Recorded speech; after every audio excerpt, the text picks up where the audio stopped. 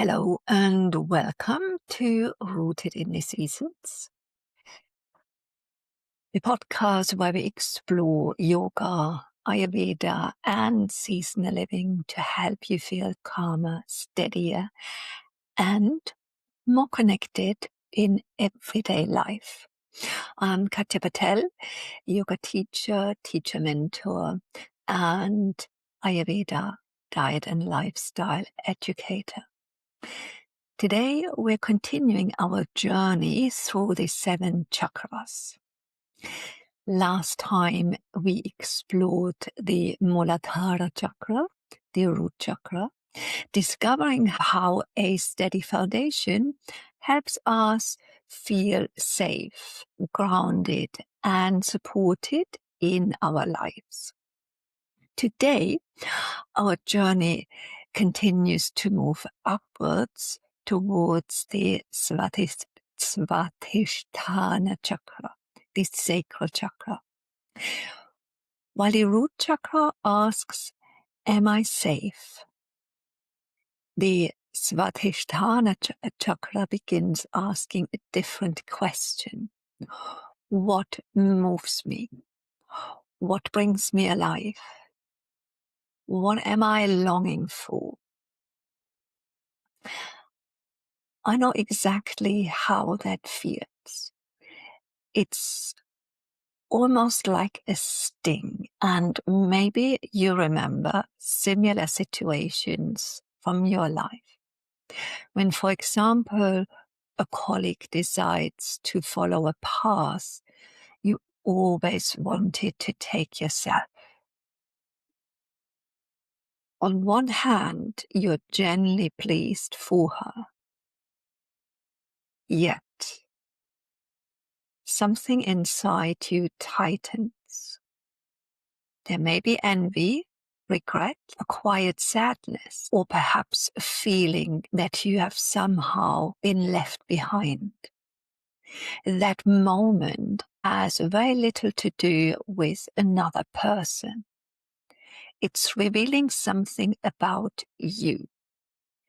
Yoga has been interested in moments like these for thousands of years. Not because emotions are something to suppress or feel guilty about. On the contrary, they often point towards something deeper. They reveal what matters to us, what we value, what we long for. Sometimes they gently show us where we have drifted away from ourselves. This is where today's chakra begins. Swadhisthana is the second of 7 main chakras. It is traditionally located in the mid-pelvis area, and it's associated with the water element.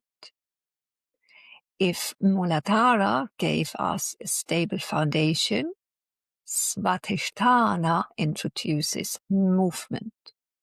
Life is no longer simply about feeling safe, it's about feeling, connecting, creating, experiencing, adapting to whatever life brings.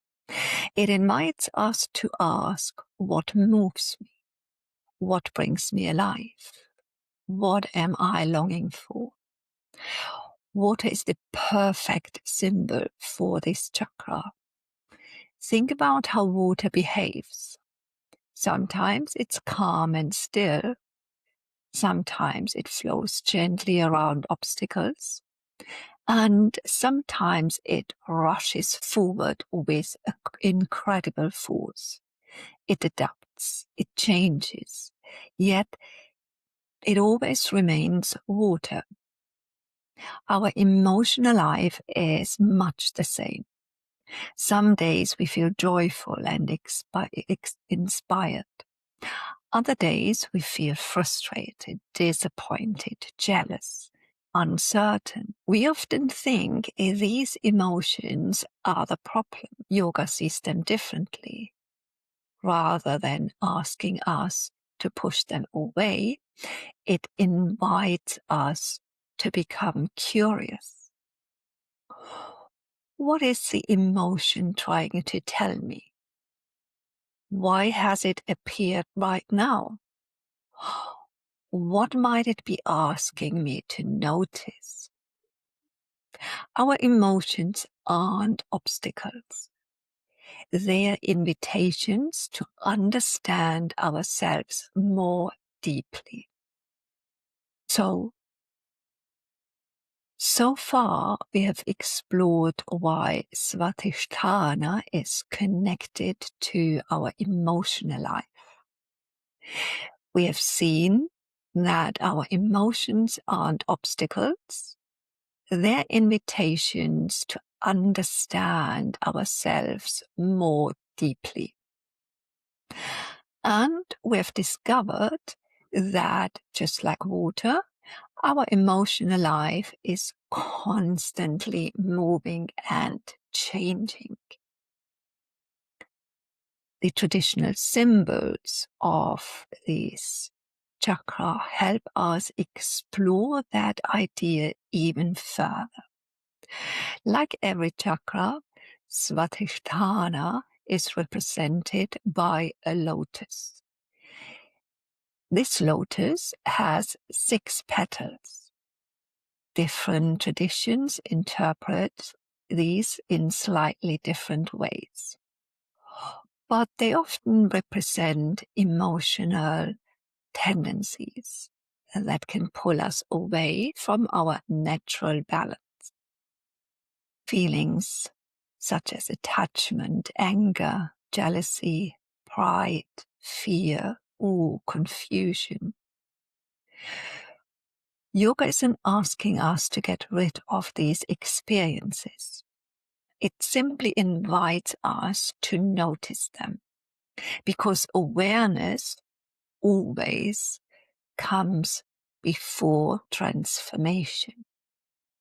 Another important symbol is the crocodile. At first glance, a crocodile might seem like a rather unusual companion for a chakra associated with creativity and emotions. But the crocodile represents our instinctive nature, the part of us that reacts before we've had the time to think, the part that wants to protect itself. We've probably all experienced that. Someone says something, and before we even realize it, we've become defensive or irritated or jealous. Yoga helps us become aware of these instinctive behaviors. Because once we're aware, we have a choice. We can continue reacting automatically or instinctively, or we begin responding with greater understanding. The crocodile has another beautiful meaning because it's the vehicle of Varuna, the Vedic deity of water and the oceans. Once again, we return to the central teachings of this chakra: water, movement, adaptability. The ability to flow with life rather than constantly resisting it. Just as a river finds its way around rocks instead of fighting against them, yoga encourages us to meet life's changing circumstances with awareness instead of resistance. So already we begin to see a pattern. Every symbol of this chakra is pointing towards the same teaching. Life changes. Emotions change, relationships change, seasons change. The question isn't whether change will come, it's how we meet it. Another figure traditionally associated with this chakra is the goddess Rakini. Different traditions describe her in different ways, but she represents the balanced expression of this energy, emotional wisdom, healthy relationships, creativity, the ability to enjoy life without becoming controlled by it. I often think that's one of the greatest balancing acts we face. How do we stay open without becoming overwhelmed? How do we enjoy life without becoming attached? How do we care deeply without losing ourselves? I don't think there's something we master once and for all. I think it's a practice we keep returning to throughout our lives. And perhaps that's why Rakini belongs here. A healthy life needs both steady foundations and the capacity to move when life changes. Too much movement leaves us ungrounded. Too much stability can become rigidity. The balance between stability and flow may be one of the simplest descriptions. So, how do we begin exploring this in our practice? Let's begin with a simple reflection. Is there an emotion that has been visiting you recently? Perhaps excitement, frustration, envy, jealousy? Rather than asking how you can make it disappear, ask the different question. What makes this emotion? What might this emotion be trying to show me? What longing or value could be sitting beneath it? Every chakra is also associated with a bija mantra, a seed sound. For Swadhisthana, the mantra is Om.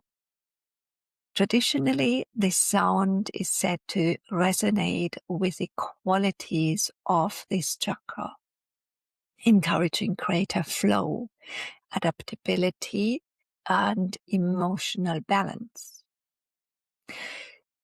You might like to sit quietly for a few moments and gently repeat VAM, allowing the vibration to settle into your lower abdomen. As always, there's no need to force an experience. Simply notice what you notice. If you like to try this, I have included a short meditation in the accompanying blog post. If you'd like to explore this chakra a little more deeply, sometimes giving ourselves a few quiet minutes is enough to notice something we hadn't seen before. From a yoga perspective, hip opening postures are associated with this chakra. Poses such as butterfly or cobbler pose, pigeon pose, garland pose, or goddess pose. A slow flowing practice can also help cultivate ease and fluidity. As always, the pose itself isn't the goal. The invitation is to notice what arises while you practice. And perhaps the most important practice doesn't happen on the yoga mat at all. Next time a strong emotion appears, pause. Before reacting, become curious. Ask yourself, what is this emotion trying to tell me? I don't always like the answer. Sometimes it shows me that I'm tired. Sometimes that I have ignored something important for too long. Sometimes it simply reminds me that there's still something I deeply care about. But I have learned that listening is almost always kinder than pretending the emotion isn't there. That one small pause may completely change the conversation you have, the decision you make, or the way you understand yourself. Before we finish, let's return to our journey through the chakras. In Muladhara, we established a steady foundation. Now, from that foundation, life begins to move. As our yoga practice develops, more energy is generated. If our foundation is steady, that energy supports greater awareness. If not, it simply amplifies whatever is already present. That's why yoga begins with the root chakra before inviting us into movement. Today's journey has shown us that emotions aren't something to fear. They are guides, teachers, invitations to understand ourselves more deeply. Like water, they remind us that life is always flowing. And there is something that I've learned around both yoga and life. It's that we don't find steadiness by stopping the river. We find it by learning how to move it, and perhaps our practice isn't about trying to stop that movement. Perhaps it's about learning to move with it more consciously. Next time, we'll continue the journey into Manipura, the solar plexus chakra. We'll explore another important question. How do our emotions become purposeful actions? Why do some people trust themselves enough to take the next step while others remain stuck, even when they know exactly what they want? That's what we'll explore together next time. These conversations are really the beginning. They are an invitation to pause and reflect. If you're ready to take the next step and begin putting these ideas into practice with guidance and support, I'd love you to join the Back to Rhythm interest list. You find all the details in the show notes. Thank you so much for listening to Rooted in the Seasons. If you enjoyed this episode, you can subscribe or follow Rooted in the Seasons on Spotify or Apple Podcasts. That way, new episodes land automatically for you.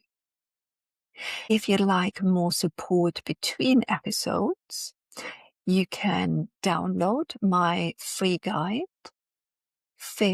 five daily Ayurvedic shifts to feel like yourself again, and join my Sunday Read newsletter. You'll find all relevant links in the show notes. And if something in today's episode resonated, I genuinely love to hear from you. You can connect with me on Substack or drop me an email. I always read and answer them. Until next time, stay rooted in the season.